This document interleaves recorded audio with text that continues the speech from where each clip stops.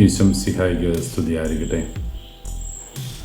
വിശുദ്ധ മത്തായിയുടെ സുവിശേഷം 13-ാമത്തെ അധ്യായം 24 മുതൽ 30 വരെയും 36 മുതൽ 42 വരെയുമുള്ള തിരുവചന ഭാഗമാണ് നാം ഇന്ന് ധ്യാന വിഷയമാക്കുന്നത്. കളകളുടെ ഉപമയെക്കുറിച്ചാണ് ഈ വചനഭാഗത്ത് നമ്മൾ വായിക്കുക. നമുക്കറിയാം, മത്തായിയുടെ സുവിശേഷം 13-ാം അധ്യായം മുഴുവനും ഈശോ സ്വർഗരാജ്യത്തെക്കുറിച്ച് പറഞ്ഞിരിക്കുന്ന വൈവിധ്യമാർന്ന കഥകളാണ്. 24 മുതൽ 30 വരെയുള്ള വചനഭാഗത്ത് കളകളെക്കുറിച്ച് ഈശോ പറഞ്ഞ കഥയുടെ വിശദാംശങ്ങൾ അവൻ്റെ ശിഷ്യന്മാർക്ക് വെളിപ്പെടുത്തി കൊടുക്കുന്നതാണ് 36 മുതൽ 42 വരെയുള്ള വചനങ്ങളിൽ. നല്ല നിലത്ത് വിത്ത് വിതച്ച കൃഷിക്കാരൻ അതിശയിക്കുന്ന, അത്ഭുതപ്പെടുന്ന, ആകുലചിത്തനാകുന്ന ഒരു നിമിഷമാണ് അവൻ്റെ കൃഷിയിടത്ത് കളകൾ വിതയ്ക്കപ്പെട്ടിരിക്കുന്നു എന്ന കാര്യം. കാർഷിക മേഖലയിൽ പ്രവർത്തിക്കുന്നവർക്കറിയാം, നമ്മുടെ കാർഷിക മേഖലയിൽ കൃഷി വിഭവങ്ങളുടെ ഇലയോടും തണ്ടിനോടുമൊക്കെ ഏറെ രൂപസാദൃശ്യമുള്ള കളകളാണ് അത്തരം മേഖലയിൽ വളർന്നു വരിക. പ്രത്യക്ഷത്തിൽ കളയോ ചെടിയോ എന്ന് സംശയം തോന്നുമാറ് അത്രയ്ക്ക് യോജിപ്പുണ്ടെന്ന് തോന്നുന്ന രീതിയിൽ, അല്ലെങ്കിൽ ഒരുപോലെ ഇരിക്കുന്നു എന്ന് തോന്നുന്ന കളകളാണ് നെൽപ്പാടത്തും മറ്റ് കൃഷി മേഖലകളിലുമൊക്കെ ഉണ്ടായി വരിക. ഇത്തരം കളകളെക്കുറിച്ചുള്ള സൂചന കൃഷിക്കാര്, ജോലിക്കാര് യജമാനന്റെ ശ്രദ്ധയിൽപ്പെടുത്തുമ്പോൾ നാട്ടുനടപ്പനുസരിച്ചുള്ള ഒരു കാര്യം അവർ യജമാനനോട് പറയുന്നുണ്ട്: ഞങ്ങൾ ആ കളകളൊക്കെ പറിച്ച് കൂട്ടി കത്തിച്ച് കളയട്ടെ. ഇതിന് യജമാനൻ കൊടുക്കുന്ന ഉത്തരം: അങ്ങനെ നിങ്ങൾ കളകൾ പറിച്ചെടുക്കുമ്പോൾ ഒരുപക്ഷെ നല്ല ചെടികളും നല്ല ധാന്യ കതിരുകൾ അല്ലെങ്കിൽ ചെടികൾ നിങ്ങൾ പറിച്ചെടുക്കാനുള്ള സാധ്യതയുണ്ട്. ഞാൻ നട്ടവയിൽ ഒന്നുപോലും നഷ്ടപ്പെടരുത് എന്ന് ആഗ്രഹിക്കുന്ന സാത്വികനായ ഒരു കൃഷിക്കാരൻ, യജമാനൻ, അവൻ പറഞ്ഞു, കൊയ്ത്ത് വരെ അവ ഒരുമിച്ച് വളരട്ടെ. കൊയ്ത്ത് സമയത്ത് നെല്ലും പതിരും തിരിച്ചു നിർത്തുന്ന, തിരിച്ചു വെക്കുന്ന ഒരു സമയം. കളകൾ പറിച്ച് കത്തിച്ച് കളയാം. നല്ല വിത്തുകൾ, നല്ല ചെടികൾ കൊയ്തെടുത്ത് നമുക്ക് കൃഷിയുടെ ഫലം കൊയ്യാം. ഇവിടെ കൃത്യമായിട്ട് നമുക്കറിയാം, വചനം ദൈവവചനമാണ് കൃഷിയിലെ വിത്തായിട്ട് മാറുക.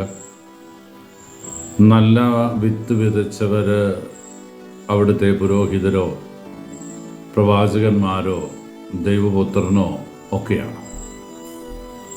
കളകൾ വിതച്ചത് പിശാചാണ് എന്ന് അർത്ഥശങ്കയ്ക്കിടയില്ലാതെ അവിടുന്ന് പറഞ്ഞു വയ്ക്കുന്നുണ്ട്.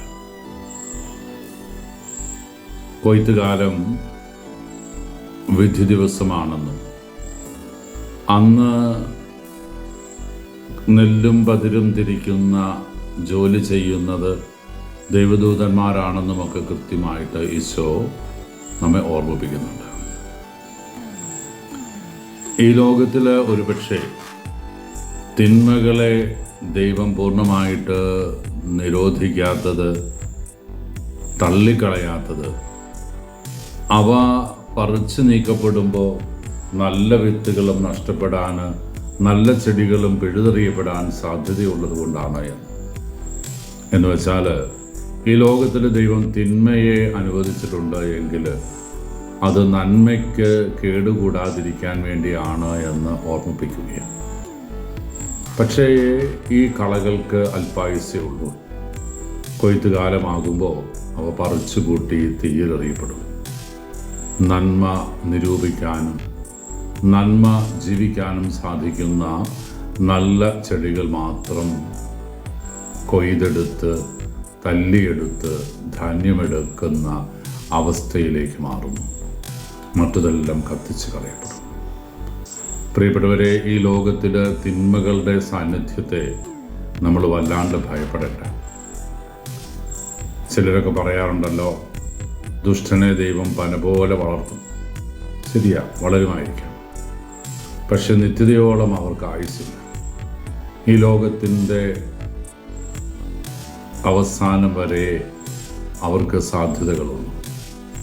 ഈ ലോക ജീവിതം ഒരു തീർത്ഥാടനമാണെന്നും ദൈവസന്നിധിയിലേക്കൊരു മടക്കയാത്രയ്ക്ക് നാം ഒരുങ്ങിയിരിക്കേണ്ടവരാണെന്നും ഒക്കെയുള്ള സൂചന നൽകുന്ന തമ്പുരാൻ ആ ദൈവരാജ്യത്തിൻ്റെ പുണ്യ മേഖലയിലേക്ക് ദുഷ്ടനെയോ അവൻ്റെ ആഡംബരങ്ങളെയോ കടത്തില്ല. ദൈവരാജ്യം ദൈവത്തോടും അവൻ്റെ ദൂതന്മാരോടും മാത്രമൊത്തുള്ള വാസമാണ്.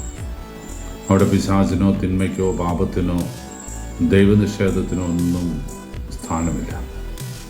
നമുക്ക് യേശുനാഥന് പ്രിയപ്പെട്ടവരായിട്ട് തീരാം. നന്മ ചെയ്യുന്നവരായി മാറാം. കളകളെ കണ്ട് ഭീതിയോടെ മാറി നിൽക്കുന്നവരാകണ്ട. കളകൾ വളർന്നോട്ടെ, പക്ഷെ ഞാൻ കളയുടെ ഭാഗമായി മാറില്ല. കളയുടെ കൂട്ടുകെട്ടിൽപ്പെട്ട് എൻ്റെ വ്യക്തിത്വം ഞാൻ നഷ്ടപ്പെടുത്തി കളയരുത്. തിന്മയ്ക്കെതിരെ പോരാടാനും നന്മയുടെ വക്താക്കളായി തീരാനും നമുക്ക് ഒരുമിച്ച് ആഗ്രഹിക്കാം. തിന്മയെ അതിൻ്റെ വഴിക്ക് വിടുക.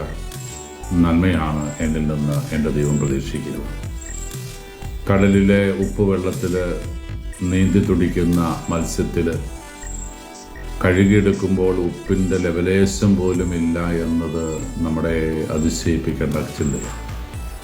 അതുകൊണ്ട് ഈ ലോകത്തിൽ തിന്മയുടെ നടുവിലായിരിക്കുമ്പോഴും നന്മയുടെ മുഖമായി മാറാൻ, നന്മയുടെ പര്യായമായി മാറാനാണ് ഈശോ നമ്മളെ വിളിക്കുക. ആ വിളി സ്വീകരിച്ച് മുന്നോട്ട് പോകാൻ ഈശോ നമ്മളെല്ലാവരെയും അനുഗ്രഹിക്കട്ടെ.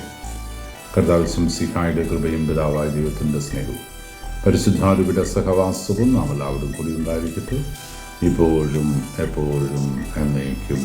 ആമേൻ.